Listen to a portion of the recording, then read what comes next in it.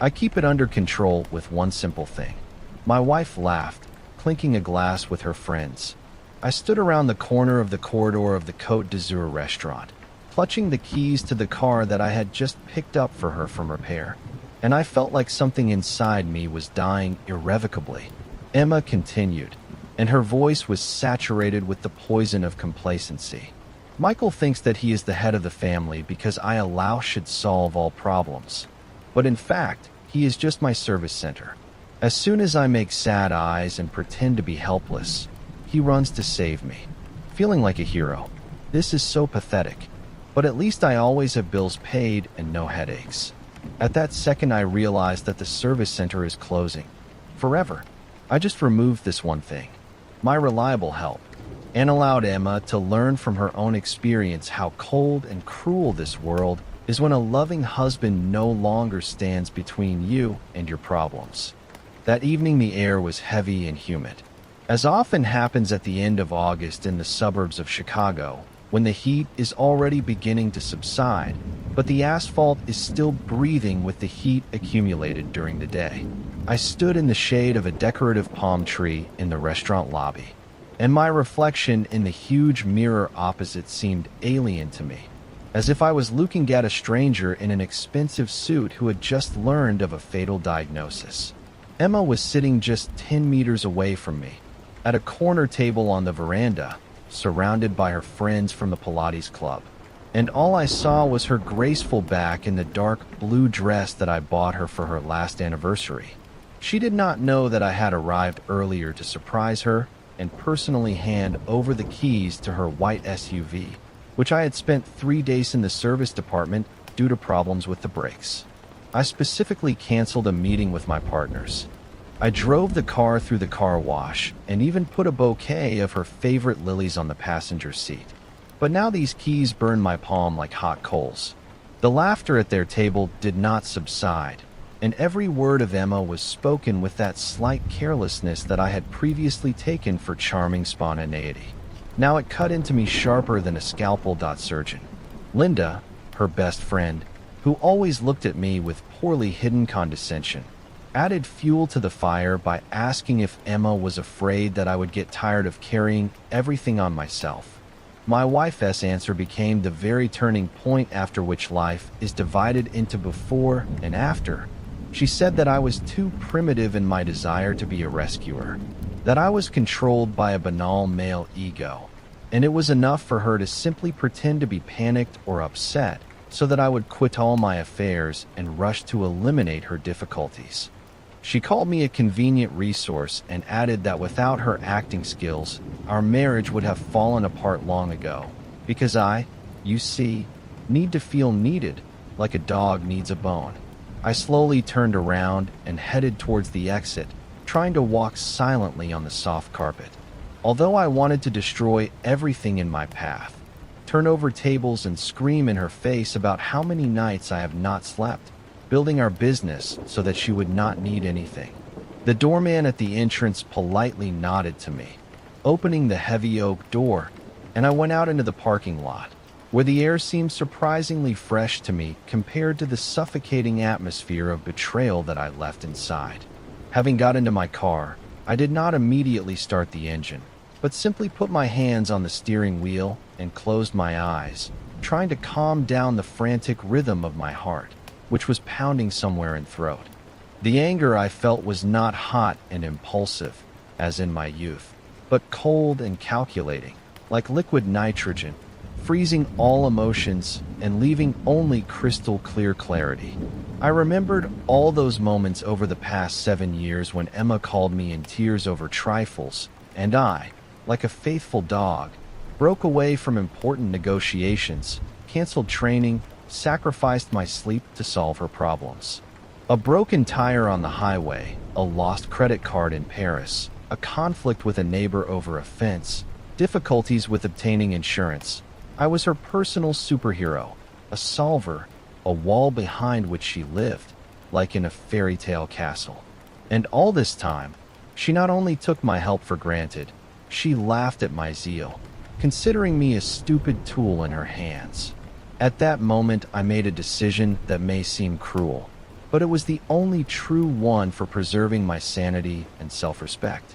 I decided not to make a scandal, not to make a claim to her, and not to demand an explanation, because words meant nothing to Emma. She masterfully knew how to turn the meaning of what was said and make me feel guilty. I decided to act differently, using her own weapon against herself. If I am just a service center, then from tomorrow this service is declaring an indefinite strike, and all technical work will stop without warnings. I started the engine, turned on quiet music, and drove home, along the way thinking over the details of my plan, which was supposed to be the harshest lesson for Emma in her life. I understood that the first days would be the most difficult because the habit of saving her was ingrained into my subcortex. It became my second nature, and I would have to fight not only with her, but also with myself. But the words about the primitive ego and a convenient resource sounded in my ears like a mantra, preventing me from deviating from the chosen path. When Emma returned home 2 hours later, I was sitting in the office and looking through documents on a new project, pretending that I was completely immersed in work. She came in, fragrant with wine and expensive perfume, and from the threshold she began her usual performance, telling how tired she was and how terrible the service was in the restaurant. Previously, I would have poured her tea, massaged her feet, and listened to her complaints, nodding and assenting. But today I didn't even raise my head from the papers. She froze in the middle of the room, surprised by my indifference, and the first notes of irritation appeared in her voice when she asked why I didn't meet her and ask how the evening went. I calmly replied that I was busy with an important report and I needed to concentrate, so I would be grateful if she didn't distract me. It was so out of character for me that Emma was confused for a second, but quickly pulled herself together and decided to apply her proven tactics. She came up behind me, put her hands on my shoulders, and began massaging my neck, whispering in my ear that she had a small problem with the banking application on her phone, and she could not pay for an order in the online store. Previously, I would have immediately put everything aside, took her phone, figured out the security settings, updated passwords, and paid for everything, simultaneously explaining how it works, knowing that she'd listen to me. But today I, gently but decisively, removed her hands from my shoulders and, without turning around, said that she should call the bank's support service since I don't have time to deal with her applications right now. Silence hung, so thick and ringing that it seemed like it could be cut with a knife. Emma took a step back and looked at my back with disbelief, as if expecting me to laugh now. I'll say that it was a stupid joke, but I continued to leaf through the pages, making notes with a pencil in the margins, and with my whole appearance demonstrated complete detachment. She snorted, called me a stale cracker, and slammed the door loudly, leaving the office, confident that in 10 minutes I would come to her with an apology and fix everything. But I didn't come, not after 10 minutes, not after an hour, not even before bedtime. I stayed asleep in office on the sofa, citing the fact that I need to get up early and I don't want to wake her. This was the first night in 7 years of our marriage when we slept in different rooms, not because of a quarrel or illness, but because of my conscious choice to distance myself. In the morning, while Emma was still sleeping, I got ready and went to the office, leaving a note on the kitchen table saying that I would be late. She should not expect me for dinner. I also accidentally forgot to leave her cash for small expenses, which I usually put on the nightstand in the hallway, and turned off transaction notifications from her additional card on my phone so as not to see how she was spending my money, understanding what was happening to her perfectly deferred mechanism called her husband. And this feeling brought me a strange, gloomy satisfaction. In the evening, when I returned home around 9, a tense atmosphere reigned in the house. Emma sat in the living room in front of the turned-off TV with her arms crossed over her chest, and her face expressed a mixture of resentment and bewilderment. As soon as I entered, she immediately went on the attack, declaring that she had a terrible day today. The courier was confused. Order. In the laundry they lost her favorite blouse, and at the gas station she couldn't open the gas tank flap, and she had to ask some dirty truck driver for help. She told this with such drama, expecting that I would immediately start calling the delivery service, arrange a delivery in the laundry, and go inspect the car to fix this unfortunate flap. But I just took off my jacket and hung it in the closet. And tiredly rubbed the bridge of his nose, saying that I was very sorry that she had such a difficult day, and I hope that tomorrow she will be more attentive. Emma's eyes widened in shock, and she almost screamed, asking if I wouldn't do anything. I calmly looked at her and asked what exactly she wants me to do at 10 o'clock in the evening. I went to look for the truck driver to thank him, or I broke into the closed laundry. My tone was even and logical, and this infuriated her even more, because she had nothing to cling to make a scandal. I was not rude, did not raise my voice. I simply refused to be her emotional buffer and solve problems that an adult should be able to solve for himself. She tried to put pressure on pity, shedding a tear and saying that she felt abandoned and lonely, that I had become somehow different, and she didn't take care for me recognizes. This was her crowning number, the very weapon that she boasted about to her friends, and I saw her furtively watching my reactions through half-lowered eyelashes. Previously, my heart would have sank in pain at the sight of her tears, but now I saw behind them only cold calculation and manipulation.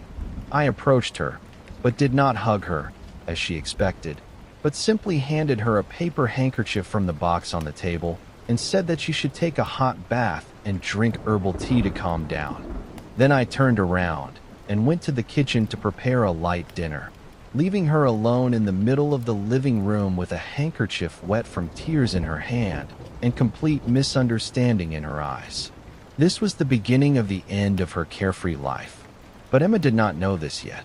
She thought that this was just a temporary crisis, some kind of blemish or resentment on my part at work that would pass in a couple of days. She did not suspect that the mechanism has already been launched, and the gears of the new reality began to rotate, grinding her infantile illusions. The next day, the situation worsened. In the morning, Emma discovered that the coffee machine was flashing a red light and refused to brew her favorite cappuccino. Usually I cleaned the machine, added grains, poured water in the evening, so that in the morning she only needed to press one button. But today the container was empty and the tray was full. She called me when I was already approaching the office, and her voice was ringing with indignation. "Michael, the coffee machine is broken. Do something." I replied that the machine was not broken, but simply required maintenance, and the instructions were in the bottom drawer of the kitchen unit. I added that everything was very simple and detailed with pictures, so she could easily handle it herself, after which I wished her a good day and hung up. I imagined how she stood in the kitchen in a silk robe, with disheveled hair, and looked at this unfortunate coffee machine as if it were an alien ship, and for the first time in a long time I felt funny. All day I was busy with negotiations and meetings, but in the background thoughts about what was happening at home were constantly spinning in my head. I knew that Emma would not read the instructions. Most likely she would go to a coffee shop, spend a lot of time and money, will be angry with traffic jams and the barista, and by the evening will have accumulated such a charge of negativity that it will be enough to illuminate a small city. But it was necessary. She had to understand that the comfort that she considered as natural as air was actually the result of my constant work and care. In the evening, another surprise awaited me. When I returned, Emma greeted me not with a scandal, but with cold, emphasized politeness. The house smelled of burning. Obviously, she was trying to cook something or eat, and it ended in failure. There was a box of pizza on the table, and Emma herself was sitting with a glass of wine and defiantly leafing through a magazine. She didn't even look in my direction when I said hello. She just nodded dryly. I realized that she had changed tactics. Tears and complaints didn't work, so now she decided to turn on the Snow Queen mode and punish me by ignoring me. She thought that I couldn't stand it. This tension. I'll start apologizing and asking what happened, trying to break the ice. But she didn't know that man well, whom she herself had created with her neglect. I calmly accepted her game. I took a piece of pizza, poured myself some wine, and sat down opposite her with my head buried in my tablet. We sat in silence, interrupted only by the sounds of chewing jaws and the rustling of magazine pages. It was like a Cold War in miniature, where everyone eye was waiting for who would blink first. But I had an advantage. I knew the truth about her attitude towards me, but I just guessed that something had gone wrong. Suddenly her phone rang. It was her mother-in-law, who loved to call at the most inopportune times and talk for hours about her ailments and gossip from the next door. Usually Emma handed the phone to me after 5 minutes, referring to Boozy, and I patiently listened to all these stories, politely answering and maintaining the conversation in order to maintain peace in the family. Emma looked at the screen, winced, and, as usual, answered by saying a couple of phrases, and then handed the phone to me with the words, "Mom wants to say hello to you." There was triumph in her eyes. Now I can't refuse because this is sacred. This is communication with relatives. But I looked at the outstretched phone, smiled, and said loud enough to mother-in-law heard, "Say hello to Mom. But now I'm very tired and not in the mood to talk. Let him call me on the weekend." Emma's hand with the phone froze in the air, and her face stretched out in amazement. She muttered something into the phone, said a lumpy goodbye, and passed out looking at me as if I had grown a second head. "What are you doing?" she hissed. "Do you even understand how rude this is? Mom will be offended now," Emma said, looking straight into her eyes. "I don't have to entertain your mom every time she is bored. You are her daughter, so communicate with her. I set boundaries, and you will have to come to terms with it." These were the first words about boundaries that I uttered out loud, and they sounded like a shot. I saw how in her eyes fear begins to displace anger. She began to realize that this was not just a quarrel, but a systemic failure in her matrix, and she had absolutely no idea how to fix it without my help. This was only the beginning. The third day of my experiment began with the deceptive silence that usually precedes a hurricane. I woke up before the alarm, experiencing a strange, almost forgotten feeling of vigor. Previously, my mornings began with a mental list of tasks that I had to complete for Emma. Check. Is her car gassed? Remind her about an appointment with a cosmetologist. Transfer money to her card for shopping. My brain worked like an overloaded server processing requests from a capricious user. But today this server was empty. I took a shower, slowly drank coffee alone, enjoying the view of the well-kept backyard, and drove to the office, without even looking at the bedroom where Emma was, still finishing her dreams, sure that the world around her was spinning by inertia. In the office I felt incredibly productive. Freed from home micromanagement, the energy allowed me to close 2 complex transactions before lunch. I was not distracted by endless messages in Messenger with photos of dresses and questions about which is better, to which I was obliged to answer within 5 minutes. Otherwise, resentment would follow. My phone lay on the table face down, and this black rectangle was no longer a leash tugging at my neck. However, I understood that this could not continue for long. Emma was a woman who was used to receiving desired, and if direct aggression does not work, she will turn to sabotage. Around 2 o'clock in the afternoon, my personal assistant, Sarah, delicately knocked on the door and said that my wife was on the second line. And she sounds, to put it mildly, excited. Sarah worked with me for 5 years and knew perfectly well the tone of Emma's voice, which ranged from a capricious princess to a furious fury. I nodded, asked Sarah not to connect, but to convey that I am at an important meeting with investors. I want to be free until the evening. I saw Sarah's eyes widen. After all, I used to interrupt any meetings for the sake of a call from my wife. But she nodded professionally and left. A minute later, my mobile phone vibrated, indicating an incoming message. I turned it over and saw a notification from the bank. Refusal of the transaction. The limit was exceeded. The amount was impressive. $3,500 in a designer shoe boutique. Next came another refusal notice, and then a third. I smiled. This was the second part of my plan. Financial diet. Last night, I went into online banking and changed the limits on all additional cards linked to my account. I did not block them completely, so as not to give rise to legal claims, but I set a hard ceiling of $500 per day. For an ordinary housewife, this was a huge amount. But for Emma, who is used to spending money like those grow on the trees in our garden, it was a disaster.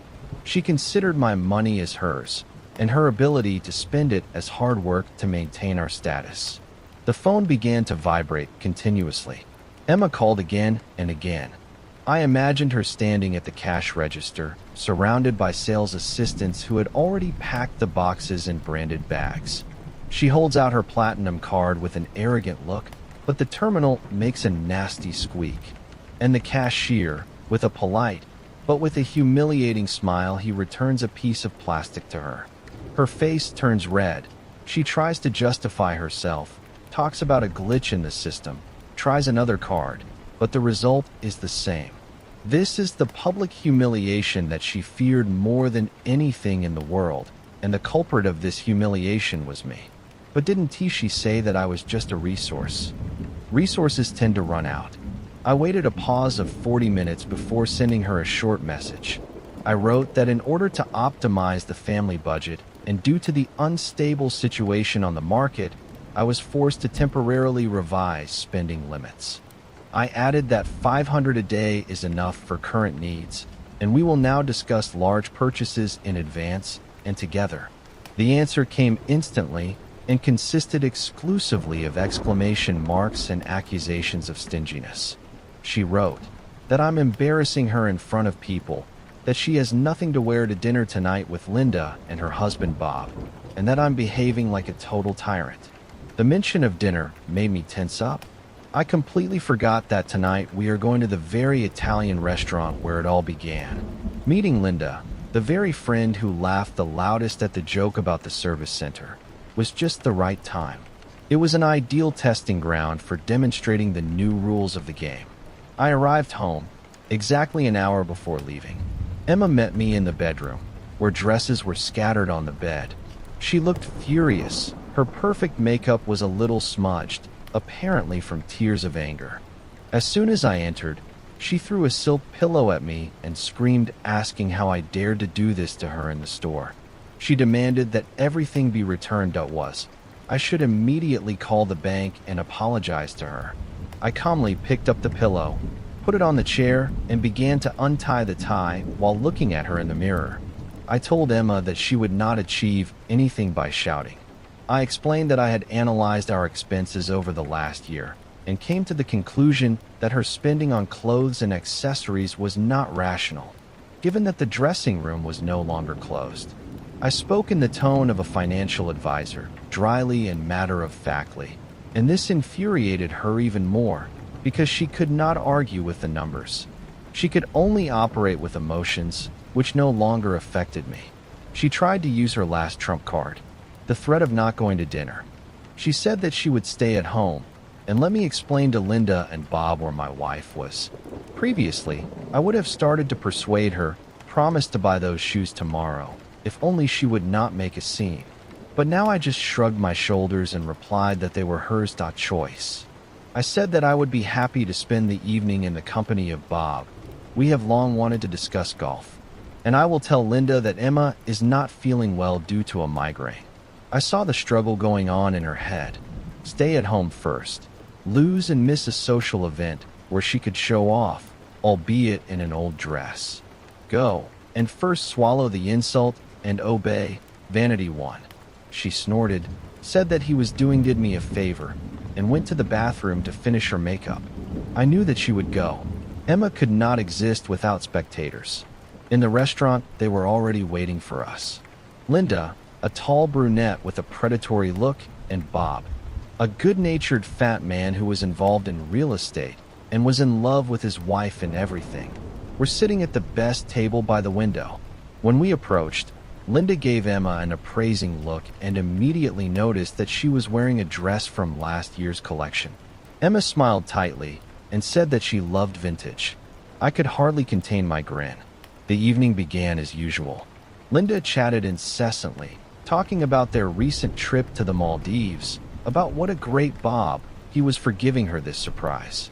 Emma sat gloomier than a cloud, periodically casting withering glances at me, expecting me to enter into this vanity contest and start talking about our plans to surpass Bob. Usually I did this. I talked about how I was looking for a house in Tuscania or planning to buy a new yacht to maintain Emma's status in the eyes of her friends. But today I was silent, lazily picking at the cutouts with a fork and assenting to Bob. When Linda, unable to bear a pause, asked me directly where we were planning to go this winter. Emma tensed, straightening her back. She was waiting for May LL say about Courchevel or Aspen, as we discussed a month ago. I took a sip of wine, looked at Linda, and calmly replied that this winter we most likely won't go anywhere. I said that now is not the best time for senseless spending. I prefer to invest free funds in expanding the business, rather than waste them on snow and champagne. There was an awkward pause. Linda looked at Emma with poorly concealed gloating, and Bob awkwardly coughed. Emma turned pale. I hit her where it hurt the most, her social status. For her, admitting to her friend that we were saving was tantamount to publicly admitting bankruptcy. She tried to save the situation. She laughed nervously and said that Michael was just joking. He is so pragmatic lately. But of course we will go. Maybe we'll just choose something more exotic. I turned to her, and he objected softly but firmly. I said I was not joking. I said that we really need to cut down on expenses, and I hope for her understanding and support as a wise wife. The wise woman's words sounded like a slap in the face. I drove her into a corner. If she starts to argue, then she will expose herself as a hysterical woman who does not care about her husband's affairs. If she remains silent, she will confirm that we are getting poorer. She chose silence, but I saw how her hands were shaking. The rest of the dinner was tense atmosphere, but the climax was ahead. When the waiter brought the bill, Bob, according to the old tradition, did not even reach for it. Usually, I always paid for our joint dinner, demonstrating generosity and success. It was an unspoken rule. Michael pays. Everyone admires. Michael. Emma beams. The waiter put a leather folder in the middle of the table. I took it, opened it, studied the amount, which was almost $800. Linda and Emma were not shy about ordering the most expensive cocktails and appetizers. Then I took out my card, put it in a folder, and looking straight into Bob's eyes, loudly asked the waiter to split the bill in half. The silence at the table became deafening. Bob choked on water. Linda froze with her mouth open. Emma closed her eyes as if expecting a blow. In their world, in this circle, splitting the bill was the height of indecency, a sign of evil tone or serious financial problems. Bob, who quickly recovered and blushed, fussed, reached for his wallet and began to babble, which of course, no problem. Linda threw a look at me full of contempt mixed with surprise. She was used to seeing me as a cash cow, and the cow friend showed her teeth. When we left the restaurant and got into the car, Emma exploded. It was no longer the same cold rage that during the day. It was real hysteria. She screamed that I had disgraced her, that I had destroyed her reputation, that tomorrow the whole city would be talking about the fact that Michael had a problem and was counting pennies in a restaurant. She beat her fists on the dashboard and sobbed, smearing mascara on her cheeks. I drove the car calmly, not exceeding speed, and listened to her screams like a radio show. When she was a little exhausted, I told her just one thing. I asked her, does she remember what she said to her friend in the same restaurant 3 days ago?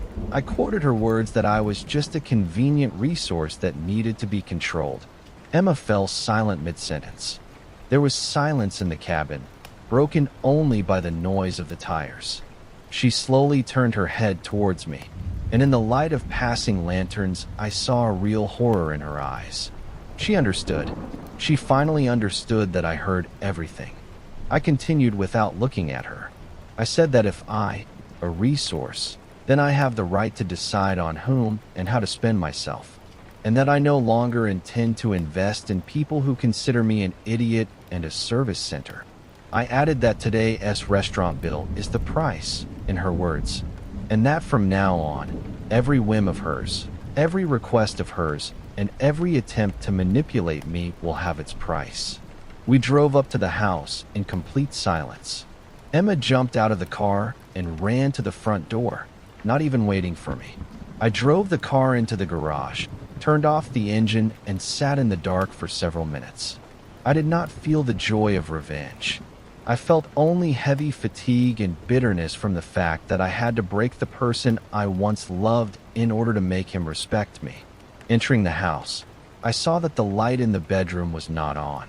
Emma locked herself in the guest room. I went into the kitchen, poured myself a glass of whiskey, and drank it in one gulp. The second act of the play was over. I deprived her of financial security and social status, two pillars on which her confidence rested. But I knew that the most difficult thing was yet to come. Emma was stubborn, and now that she understood the reason for my behavior, she would try not just to regain control, but to take revenge. But she forgot one thing. I knew her better than she knew herself, because for the last 7 years, I solved her problems. I knew all her weaknesses. Places. And tomorrow I was going to click on the next one. Tomorrow was the day when her everyday comfort would collapse, and she would face reality one-on-one, without intermediaries and without insurance. Thursday morning greeted me with dead silence. The guest bedroom door was tightly closed. I knew that Emma was not sleeping. I heard her steps at 6 in the morning, but she did not come out for breakfast. She chose the tactics of a besieged fortress. Barricade yourself, accumulate resentment, and wait until the enemy comes with a white flag and the keys to the safe. But she did not take into account that the fortress needs supplies, and I control the supply lines. When leaving for work, I did one unnoticeable but critical thing. I went into the basement, opened the control panel of the smart home, and reset the climate control settings for water heating to factory settings, disabling synchronization with her phone. Then I turned off the automatic lawn watering, and most importantly, deactivated the automatic garage door by switching it to manual mode. Little things, of course, but for a woman who doesn't know which way to approach a screwdriver, it was the apocalypse. At the office, the day passed in the usual rhythm. I deliberately did not check the home cameras and did not call her. Around noon, a notification from the security system came to my phone. An attempt, unauthorized access to the control panel. Emma tried to turn on the air conditioner. Then one more thing. Communication failure with the gate module.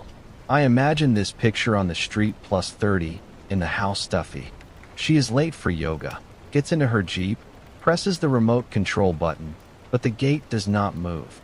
At 1 o'clock in the afternoon, my phone rang. It was Emma. I hung up. A minute later, a message came. Are you kidding me? The gate is broken. There is a bathhouse in the house. There is no hot water. I can't leave. Call a technician urgently. I waited 10 minutes and answered. I'm at a meeting. There is a chain in the garage for manually lifting the gate. You just need to pull. Instructions for the boiler are on the manufacturer's website. Can you handle it? She didn't write anymore. I returned home earlier than usual, about 6. I expected to see her in a rage, but what I saw exceeded my expectations. The Jeep was standing in the middle of the driveway, half leaning out of the garage. The gate was askew. Apparently, she pulled the chain with such anger that she tore it off the guides, and the heavy sash collapsed, scratching the roof of her car and getting stuck in the half-open position. Emma sat on the porch, clasping her knees with her hands. She was in a tracksuit, wet with sweat, her hair stuck to her face. Her perfect manicure was chipped, and there was a dirty abrasion on her lacquer. Seeing my car, she jumped up. I went out, examined the twisted gate, ran my finger over a deep scratch on the roof of her SUV, and slowly shook my head. You are it that did it on purpose, she screamed, and her voice broke into a squeal. You turned everything off. I almost died from the heat. I broke a nail trying to open this damn door. And when I tried to drive out, this thing fell right on the car. I looked at it calmly without a shadow of sympathy. Emma, I said quietly, I didn't break anything. Equipment sometimes malfunctions. I used to monitor all this, carried out prevention, called the technicians in advance. This is called the service that you despise so much. You call me a service center. Now the service is closed. You are the owner of the house, and this is your area of responsibility. She choked with indignation. I am a woman. I should not know how these damn gates work. You, husband, you must ensure my comfort. No, I snapped. I, the husband, not the slave of the lamp. You wanted to be strong and independent with your friends. Bayer, by the way, the insurance will not cover repairing the gate and painting the car, since this is mechanical damage due to the negligence of the owner. This is about $4,000. From your current limit of $500 a day, you will have to save for repairs for 8 days. Unless, of course, you don't eat. She looked at me with hatred mixed with despair. She realized that I would not repair the gate right now, and she would have to look for a repairman herself, negotiate wait. We entered the house. It was stuffy inside. I went to the thermostat, entered the administrator password, which I changed in the morning, and set it to a comfortable 22 degrees. Coolness began to fill the room. Turn on the water for me, she demanded, standing behind me. I want to take a shower. The password from the system. I threw away the date of our wedding, without turning around, and went to the kitchen. I heard her furiously poking at the control panel screen. The squeak of an error. Once again the error. They don't fit, she shouted. You changed the password. I returned to the corridor, leaning my shoulder on the doorframe. I didn't change it, Emma. I'll try again. Month, day, year. She entered the numbers. Error. She turned to me. Her face turned red. August 25th, 2016. She shouted. I smiled bitterly. We got married on August 24th, Emma. 25 we flew away on their honeymoon. She froze. Her hand raised above the screen dropped. For the first time in these days, in her eyes I saw not anger, but shame. She forgot the date of her own wedding. The very date that I celebrated every year with grandiose gifts and dinners. Organizations that I handled personally. She just came to the holiday that I created and accepted congratulations. I got confused, she whispered. You didn't get confused, I said. You just don't care? For you, this is an unimportant date, but just another day when they give you gifts. Enter 24. She entered the correct date with trembling fingers. The system squeaked, approvingly, and somewhere in the bowels of the house the boiler hummed. Emma didn't go to the shower. She sat down on the floor right there in the hallway, leaning her back against the wall, and covered her face with her hands. I went to the kitchen, took a steak out of the refrigerator, and began to prepare dinner. Only for myself. The smell of fried meat with rosemary floated through the house. After 20 minutes, Emma entered the kitchen. She had already washed her face with cold water, but did not change clothes. She sat down at the table and silently watched me eat. We need to talk, she said quietly. The tone changed. Now it was not hysteria, but an attempt at negotiation. I listened. I did not put down the fork. Okay, you win, she said, looking away. I understand. I was wrong when I said these things to Linda. It was a stupid joke. I just wanted, to keep the conversation going. The girls and I always exaggerate a little. Give me back the cards, fix the gate, and let's end this circus. I'm sorry. Satisfied. It was a classic non-apology. She wasn't apologizing for hurting me, but for the fact that she was caught, and now she is uncomfortable living. She was bargaining. I wiped my lips with a napkin and looked into her eyes. No, Emma. I'm not happy. Do you think this is a punishment? Do you think I'm training you like a dog by depriving you of food and walks? No. I'm just showing you the real value of my life. Next to you. You call me a resource. Okay, let's calculate the market value of this resource. I took out of my pocket a folded piece of paper on which I scribbled numbers during the day and put it in front of her. Personal driver and logistics, $2,000 a month. Home maintenance, repairs, interaction with contractors, $1,500. Financial management, bill payments, investment control, another $1,000. Psychological support 24/7 is priceless, but let us say $200 per hour for the delivery of a bad therapist. Total, you save about $10,000 a month on me. And I don't count travel gifts in your status. She looked at the piece of paper as if it were a sentence. Are you billing me? She asked with horror. To her wife. I issue an invoice to a woman who considers me a servant, I corrected. Orders are not invoiced. Partners invest in the common cause. And you, the consumer. And from today, the freebie shop is closed. Do you want me to fix the gate? Ask me as a husband, and don't order me as a Loki. Do you want money? Explain why they are for you. And why should I invest them in your whims, and not in our future home? I don't know how to do that. Her voice trembled. I'm not used to asking. It's humiliating. Humiliating. It's discussing your husband with your friends, calling him a sucker. I said, and asking for help from a loved one is normal. But for this you need to admit that this person is dear to you, and not just useful. She was silent. I got up, put the plate in the dishwasher.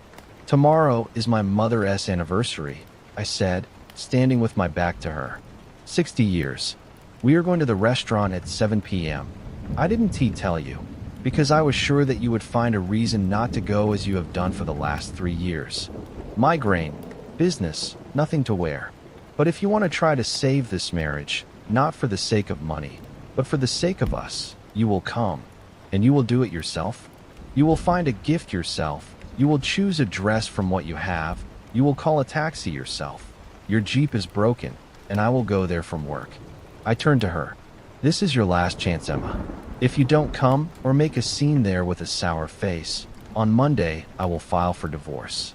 And believe me, with my lawyer, you will be left with what you came to this house with 7 years ago, with ambitions and an empty wallet. I left the kitchen, leaving her alone with the hum of the refrigerator and a piece of paper on which the price of my patience was written. I didn't know if she would come. Part of me, the old, loving part, hoped so, but the new cold and rational part was already figuring out how to divide the property.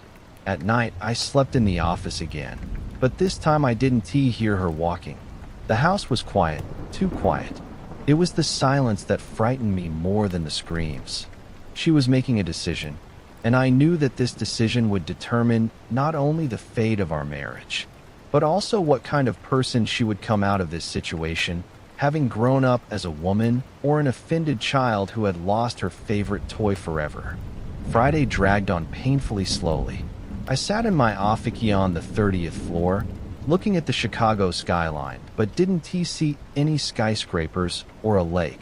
Emma's face stood before my eyes when I left in the morning. She didn't sleep. I saw the light in the crack under the bedroom door, but she didn't come out.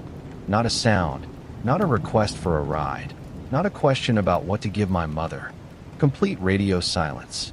This silence was worse than hysterics. Hysteria is an emotion. This is involvement. Silence is a vacuum. I caught myself thinking that they were checking the phone every 5 minutes, waiting for a notification from the bank about buying a gift or flowers. But the screen remained black. If she doesn't buy a gift, it will be a spit in the face of my family. If she doesn't come, it will be the end. I have already contacted my lawyer, Steve, and asked to prepare a preliminary package of documents for divorce. Steve is a cynical old wolf. He just chuckled and said that he had been waiting for this for a long time. At 5 o'clock, I left the office. I didn't go home to change clothes. I had a change of suit in the office wardrobe. I didn't want to cross paths with Emma before the restaurant. I wanted to see her decision after the fact. Either she walks through the doors of the banquet hall, or I celebrate my mother's anniversary as a free man. Olivia's restaurant was my mother's South favorite place. An old-fashioned, cozy place with white tablecloths and quiet jazz music. By 7 in the evening, everyone had gathered relatives, my parents, my sister and her husband, several aunts. My mother was beaming. She was turning 60 and she looked beautiful. I gave her my gift, a certificate for the Mediterranean cruise that she had dreamed of all her life. She burst into tears. She hugged me. But over her shoulder, I saw her looking anxiously at the front door. "And where is Emma?" Mom asked, wiping her tears with a lace handkerchief. There was no reproach in her voice, only the usual expectation of disappointment. Emma missed family gatherings so often that it became the norm. "She should drive up," I answered, trying to make my voice sound confident. "She had some minor problems with the car. She gets there by taxi." The clock struck 7:15. We weren't with Emma. We sat down at the table. Sister Catherine gave me a sympathetic look. She never liked Emma, calling her a parasite in rhinestones. And now her look said, "I told you so." 7:30. The waiters began serving snacks. I felt a leaden weight growing inside me. I lost. She won T-cum. Her pride turned out to be stronger than the fear of losing me. She chose resentment. I took out my phone to write Steve a message, start the process. But at that moment, the doors of the restaurant opened. Emma entered the hall. I froze, raising a glass of water to my lips. She looked different. She didn't have a new flashy outfit. She was dressed in a strict black sheath dress, which she bought 3 years ago for my funeral uncles. Her hair was pulled back into a simple bun. Her makeup was minimal. In her hands, she was holding a small bouquet of white roses and a gift bag. She looked insecure. Usually she floated into the room like a queen, demanding everyone's attention. Now she entered like a person who was afraid of being kicked out. She found us with her eyes. She took a deep breath and headed towards the table. There was silence at the table. Everyone knew about our difficulties in general terms, but no one expected to see her so quiet. "Hello," Emma said quietly, approaching my mother. "Mary, congratulations on your anniversary. You look great." She held out a bouquet and a package. Mom, a little confused from such modesty, accepted the gifts.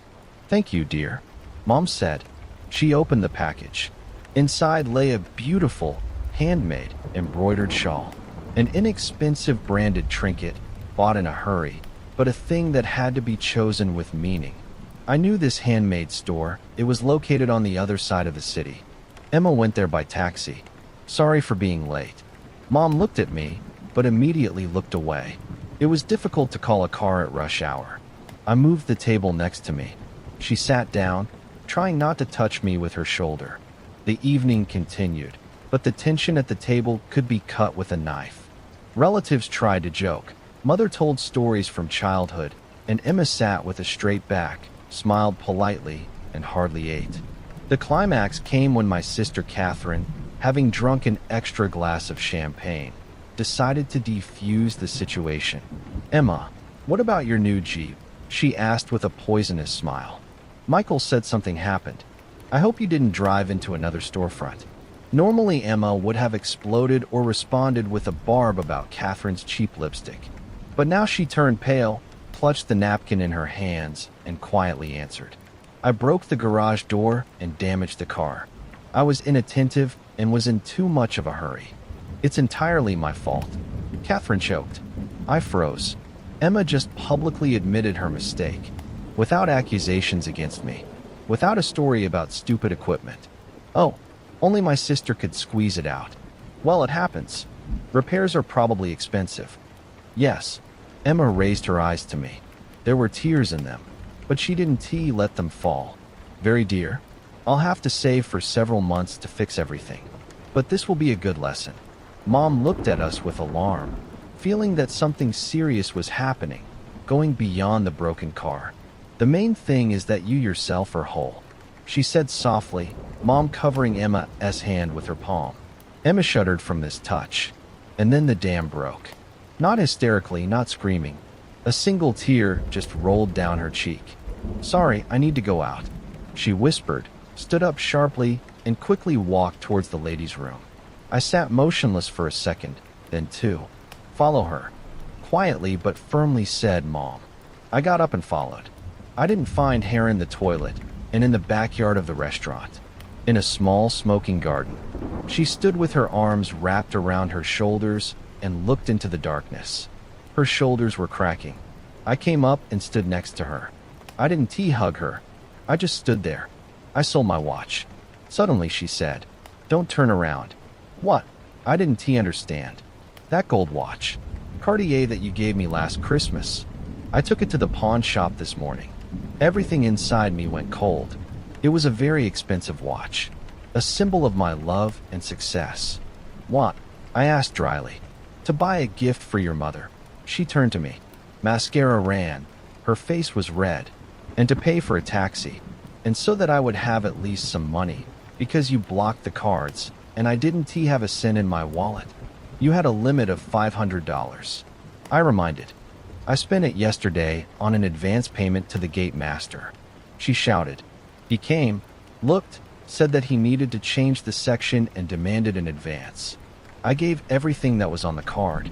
And today I had to go for a gift. Andy realized that I didn't even have money for travel. She took a deep breath, trying to calm down. "I stood in this damn pawn shop, Michael, in line with some drug addicts and losers. And the appraiser looked at me like I was dirt, offering a third of the price. I felt so humiliated and so pathetic. I wanted to call you, yell at you, demand. But then I remembered that sheet of paper with numbers."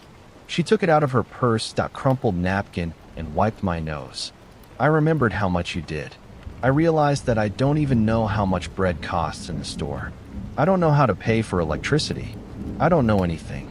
I thought I was a princess, but it turned out to be just a kept woman who was kicked out into the cold." She looked me straight in the eyes. The look was clear, without the usual haze of complacency. "I sold the watch, bought shawl, came here. I haven't eaten since the morning because I was afraid to spend an extra dollar. You achieved your goal, Michael. You broke me. You showed me my place. Are you satisfied? Do you feel like a man now?" There was bitterness in her words, but there was also truth. The cruel truth. I looked at her and saw not the monster who laughed in the restaurant. I saw a woman who for the first time in her life took responsibility, even if in such a crooked, painful way. She didn't steal money. She didn't borrow from her friends. She would be ashamed to admit. She sacrificed her favorite thing to solve the problem. It was an act, an adult act. "I didn't want to break you, Emma," I said, and my voice softened for the first time in a week. "I wanted you to wake up, for you to see me. Not the wallet. I didn't decide, but me. I see you," she said quietly. "I see that you can be cruel, and I see that I deserve it." She lowered her head. "I don't know what we should do next, Michael. I don't want to be the idiot that I am was. But I don't know. Can you forgive me for those words? And can I forgive you for this week? It was too painful. Growth always happens through pain. About a real budget, where you will know where the money comes from and where it goes. And we will buy your watch, but not with my money." She looked at me in surprise. "And whose? You will find a job, Emma." I said simply, "Any. Administrator, stylist, assistant. It doesn't matter. You will start earning money, and every cent will go to buy back this watch. When you put it on again, it will mean more to you than all the gifts that I gave you for 7 years." She was silent for a minute, digesting this thought. The fear in her eyes was replaced by something else, with determination. "Okay," she exhaled. "I'll try." We walked to the car, not holding hands, but not like enemies. There was a distance between us, but it was an honest distance between two adults, and not a gap between a capricious child and a tired parent. The last chapter of this story was ahead, and I knew that it would be the most difficult, because destroying the old is easy, but building new ones on the ruins is real work. And for the first time too, wasn't sure that I wanted to do this job alone. Now it depended on both of us. 3 months had passed since that evening at Olivia's restaurant. 90 days, which seemed longer to me than the previous 7 years. Usually in Hollywood films, after catharsis, there is an instant happy ending. The characters kiss, the music melts, and the credits announce that they lived happily ever after. But life is not a movie, and our path to normalcy was more reminiscent of rehabilitation after a serious accident, where every step was given with pain and with a creep. The next morning after the anniversary became the starting point. We woke up in the same bed, but there was an invisible border between us. There was no passion or tenderness. There was only a business agreement. At breakfast, which we prepared together, for the first time in forever, Emma cut vegetables while I fried omelet. We discussed the terms of the truce. I kept my word and unblocked her cards, but the limit remained the same. $500 a day. This was more than enough for a comfortable life, but completely not enough for the luxury she was used to. Emma did not argue. She looked at her plate and nodded, accepting the new reality. But the main point of our agreement was work. The first 2 weeks were hell. Emma has a diploma. Interior designer who had been gathering dust somewhere in the depths of a closet since 2015, tried to get a job in an elite bureau. Everywhere she was politely refused, citing a lack of experience and portfolio. Her ambitions collided with the labor market, and the blow was harsh. She returned home depressed, broke down crying, accused me of pushing her to humiliation. I listened, nodded, but did not offer to call friends. It was her fight. As a result, she got a job as a junior decorator in a small studio that did window dressing and festive events. The salary was ridiculous by our standards, $3,000 a month. Previously, she spent that much on one trip to the spa. But when she brought home the first check, I saw something new in her eyes. It was not pride. No, it was surprise. Surprise that money is the equivalent of her time, effort, and not just numbers in my phone. Our life has also changed. I stopped being the decider. If the faucet broke, I didn't call the plumber myself. I told Emmy, "It seems the faucet is leaking." And she sighed and looked for the number, called, agreed on a time, and met the master. Once the master deceived her by taking an extra $200 for a part that cost $30. She was furious. She screamed at the world full of scammers. I calmly replied, "Welcome to the club. Now you understand why I always check the bills." But the most difficult thing was not the redistribution of responsibilities, but the restoration of trust. I still remembered her words in the restaurant. Service center. Convenient resource. These phrases rang in my head every time she tried to be affectionate. I caught myself thinking, she does this because she loves me, or because she needs to pay Jeep repair. This worm of doubt was gnawing at me from the inside, making me cold and distant. Emma felt it. She tried. She really tried.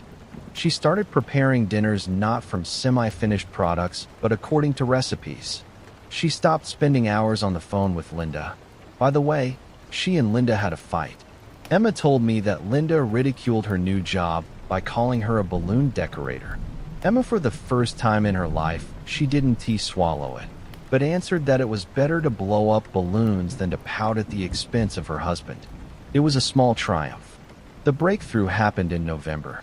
Emma was working on a project to decorate the window of a large department store for Christmas. She stayed late, came home tired with her fingers pricked with wire and glue. That evening she returned home around 10, pale and trembling. "What happened?" I asked, looking up from the book. "We were flooded," she exhaled, falling onto the sofa. "A pipe burst in the studio on the second floor. All the decorations that we made for 2 weeks, all the cardboard, fabric, Papa-make, everything turned into mush. And the delivery of the project is after tomorrow. The customer will terminate the contract if we don't make it in time. The boss said that this is the end." She covered her face with her hands. I saw how close she is to despair. This was her first serious project, her chance to prove to herself that she is worth something. In her old life, I would have said, "Don't worry, I'll hire a team, buy new materials, we will solve everything." I would take out a checkbook and pour money into the problem. But now I sat and looked at her. "And what are you going to do?" I asked. She looked up at me with red eyes. "I don't know. The chief wants to return the advance and refuse. And you, and I." She was silent, clenching her fists. "I don't want to give up. I have an idea on how to make everything out of plastic and acrylic. They are not afraid of water and dry quickly. But I need hands and materials and time." I got up, walked up to her, and sat down next to me. "You have a plan," I stated. "That's already half the success. What do you need?" "Gun, if you show me where to shoot." We spent an hour in the warehouse, filling the trunk with sheets of plastic, paint, and garlands. Then we went to her studio, a small basement that smelled of damp. All night long we cut, glued, painted. We were smeared with paint, drank cheap coffee from the machine, listened to the radio, and worked. I saw Emma like I had never seen before, concentrated, angry, stubborn. She commanded me, "Michael, keep here. Michael, this crooked corner, redo it." And I obeyed, not as if under heel, but as an assistant to a professional. By 7 in the morning, the display case was ready. This was not what was originally planned. It was better, more modern, more daring. We sat on the floor among the scraps of plastic, tired to death, but happy. Emma looked at me, wiping a stain, silver coins from her cheek. "Thank you," she said. "You didn't have to do this. It's not your job." I invested, I answered, repeating my own words, but with a different meaning. I invested in my wife. She smiled, and in that smile, for the first time in a long time, I saw warmth and not calculation. The project was accepted with delight. Emma received a bonus. And that same evening, when the money fell on her account, she said, "Let's go." "Where?" I didn't understand. "To the pawn shop. I have half the amount. I'll borrow the rest from the studio for a future salary. I want my watch back." We bought the watch. When she fastened the gold bracelet on her wrist, her hands were shaking. It was no longer a gift from a rich husband. It was a trophy, a sign that she managed it. And yesterday we had a conversation that put the final point in this story. We had dinner at home. Emma said she wanted to talk about the budget for next year. She opened her laptop, showed me an Excel spreadsheet. "Look," she began matter-of-factly. I did the math. If I continue to work in the studio and take on a couple of private commissions, I will be able to cover my expenses for gas, clothes, and cosmetics completely. Plus, I can contribute 20 to pay for utility bills and groceries. I looked at the numbers and couldn't believe my eyes. "You don't have to Emma," I said softly. "I earn enough. I don't need your money." "No, Michael." She closed the laptop and looked at me seriously. "It's not about the money.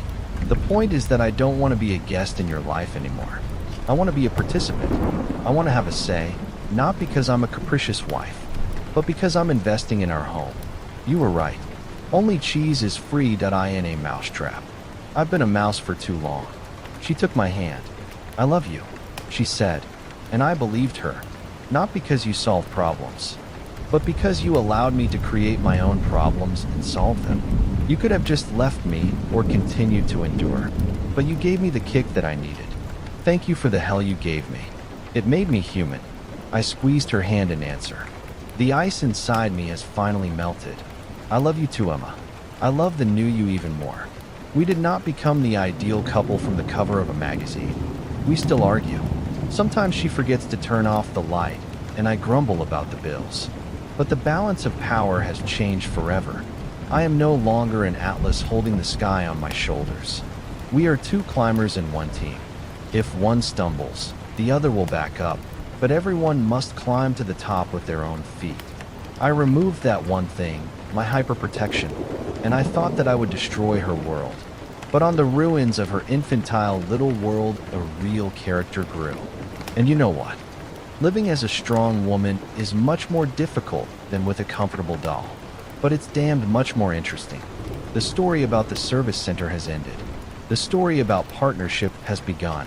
And I like this story much more. Thank you for listening to this story to the end.